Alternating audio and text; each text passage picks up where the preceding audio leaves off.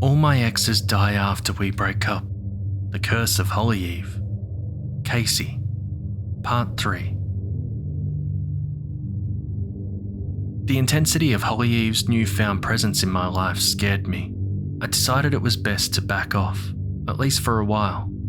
I successfully kept Hollyeve out of my life for almost a year when I received a message from Casey on Reddit.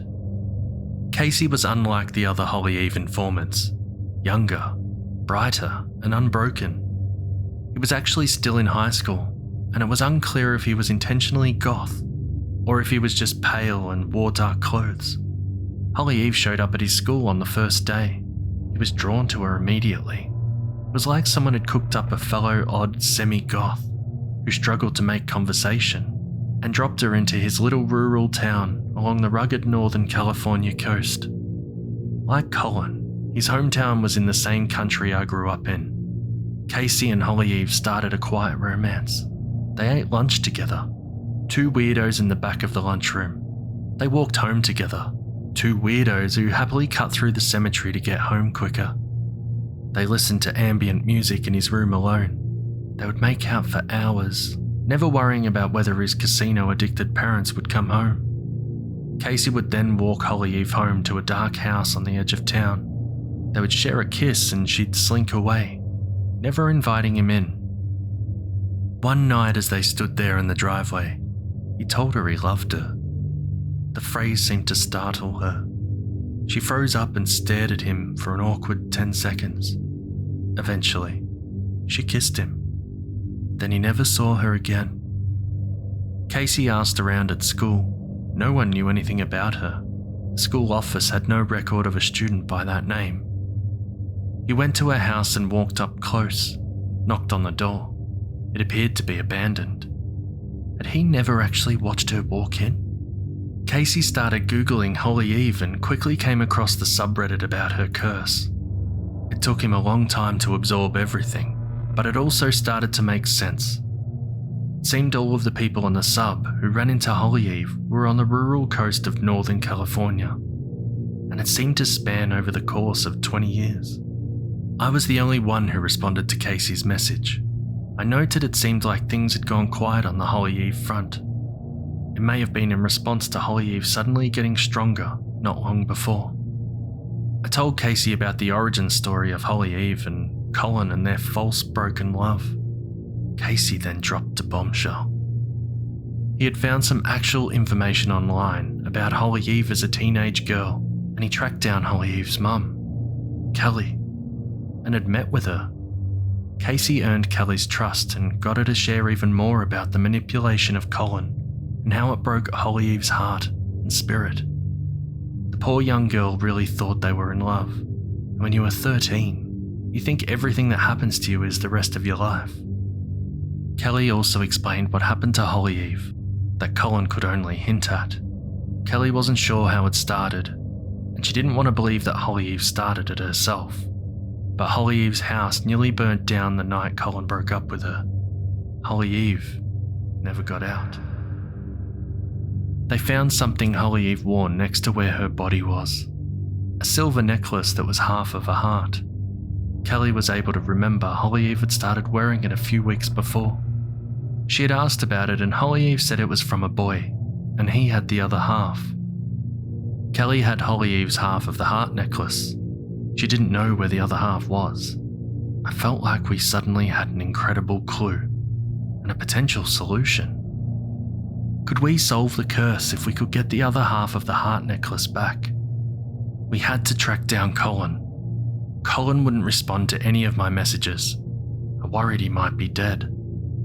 Casey and I had to sleuth hard online and turn into private investigators just to track him down. We were both determined. I wanted to finally be able to find my true love, and Casey wanted to get some closure with his first true love. We eventually found him. Colin lived alone in a nice part of San Francisco. He seemed unemployed, and the only thing in his life which appeared to be any kind of obligation was walking into strip clubs on Broadway every night. Casey and I caught him coming out of one late one night. Colin lived like a ghost haunting a nearly empty studio apartment. All we had was a mattress on the floor and and a face which looked like it was about 60, even though I knew he was in his 30s. I'm just trying to have nothing, so maybe then she'll leave me alone. There's nothing left to strip from me, Colin explained. I already knew Colin's past romantic struggles because of Hollyeve. Didn't know that she was otherwise still affecting him personally. I don't know what happened. Suddenly I can't get rid of her. I've noticed that if I keep a low profile and live as little life as possible, that she comes around less though. I agreed. Something seemed to be going on with Hollyeve recently. Something was making her more aggressive and changing her MO. Colin thought she could sense someone was close to unraveling her curse, solving the riddle. That she was getting desperate and angry, feeling herself slipping away and lashing out. What's with going to the strip clubs every night? Casey asked, beating me to my question, which I thought was more important at this point. Colin's face instantly got guilty. He struggled to get the words out suddenly. If I pass it on, it's better, Colin mumbled. What? Casey and I asked at the same time. It's easiest if I can pass on Hollyeve to someone who she can attach to romantically, even if it's completely fake and for money. Then I can keep her at bay, at least for a night. I have no other choice. So then Hollyeve gets attached to those poor women who give you lap dances, but she leaves you alone? Colin looked long into our eyes, and I was taken aback at how tired he looked. He looked like a man who hadn't had a good night's sleep in years. You know you're not gonna beat this, right? Colin asked us. Neither of us answered. She's not a person. She's not a spirit. She's a virus. And humans never beat viruses. Ever. She doesn't die. She just gets passed around and then comes back again like a cold. Again, no response from Casey or me. You'll never be able to figure out where Hollyeve starts and ends because it might not even be her. My family might be even more fucked up than hers was. Maybe she got it from me. We break people and they break us. That's all it is. Do you have the other part of this? Casey cut off Colin and showed him the half-heart necklace. Colin flinched at the sight of the jewellery. I did as well. Casey hadn't told me he had gotten the necklace from Hollyeve's mum. Where did you get that? Where's your half of the necklace? Colin kept the other half of the heart necklace in a drawer by his bed. He agreed to take it back to Hollyeve's old bedroom with us that night. He didn't think that would work though. He had always had that necklace. Hollyeve could have taken it back any time. He would try though. We gave him no choice. We drove him up the coast in the middle of the night. Kelly had told Casey that a chunk of Hollyeve's childhood home still existed, deep in overgrown woods. Again, Casey didn't reveal this information to me until we were on our way there. I used the drive to take some time and question Colin. Why had Colin even reached out to me on Reddit in the first place? He dismissed it away quickly. He would go through periods where he wanted to solve the curse and thought I might be onto something. He changed his mind after he shared his story with me, and nothing changed. We made it to Hollyeve's half-burned down home a bit before daybreak, in the darkest hours of the night, in the middle of a cold rainstorm. Colin told us Hollyeve's room looked to still be there, up a steep staircase. We thought Colin was following us. We were wrong. We got to the top of the stairs and looked down to the bottom where we saw a flash of a knife in the shallow light of the darkened space. We watched as Colin slowly drew that knife up to his neck.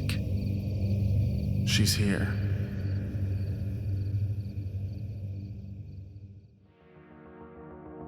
For part 5, the final part, look for the link in the description. Colin was performed by Interscare. Casey was performed by the Grim Reaper's Nightmare.